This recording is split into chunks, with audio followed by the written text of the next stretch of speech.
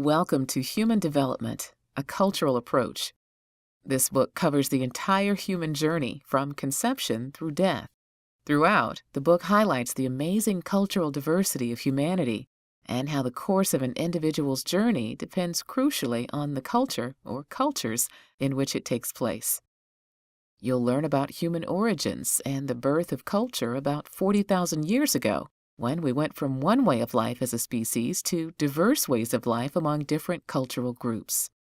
Genes and prenatal development, including how conception takes place, and the explosion in development from a single cell to billions of cells when a baby is born 9 months later.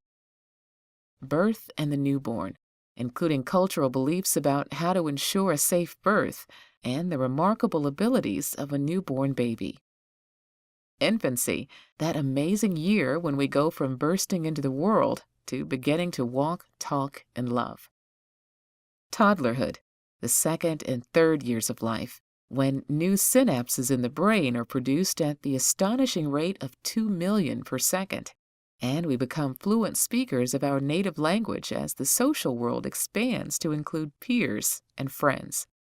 Early childhood, when children in many countries enter a school setting for the first time and gain a firm understanding of their culture's moral standards that will often endure through adulthood. Middle childhood, for most people the happiest and most carefree time of life, but also a time when children in some countries must go to work out of necessity to help their struggling families. Adolescence, the life stage of dramatic changes in the body as sexual maturity is reached, and for people in developed countries, a time when media use becomes a large part of their lives. For example, 8 hours a day for adolescents in the United States. Emerging adulthood, the new stage of life in developed countries from age 18 to 29, when people focus on gaining experience in education, work, and relationships so that they can make the enduring choices in love and work that will form the structure of their adult lives. Young adulthood, when people face the challenge of developing a career while also, for most, experiencing the joy and the demands of raising young children. Middle adulthood, which is a time when aging results in higher rates of physical difficulties, but most people reach the peak of their achievements in work and experience a strong rise in their enjoyment of their relationships with their partner and children.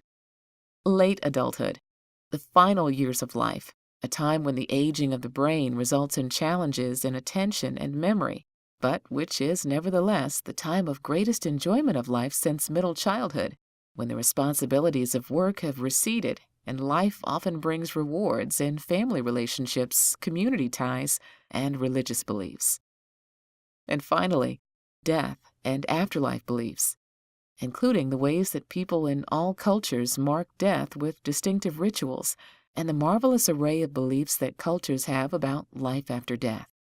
Human development, a cultural approach, will show that we all share a common humanity. None of us can walk or talk in the early months of life. All of us experience puberty and reach physical and sexual maturity in the second decade of life. All of us are subject to physical aging from young adulthood onward, and we are all mortal. Yet the culture where we experience our development influences everything from who lives in the household with us during our childhood, to how much education we receive, to the gender expectations that shape us not only as girls and boys, but as women and men, and even how long we are likely to live.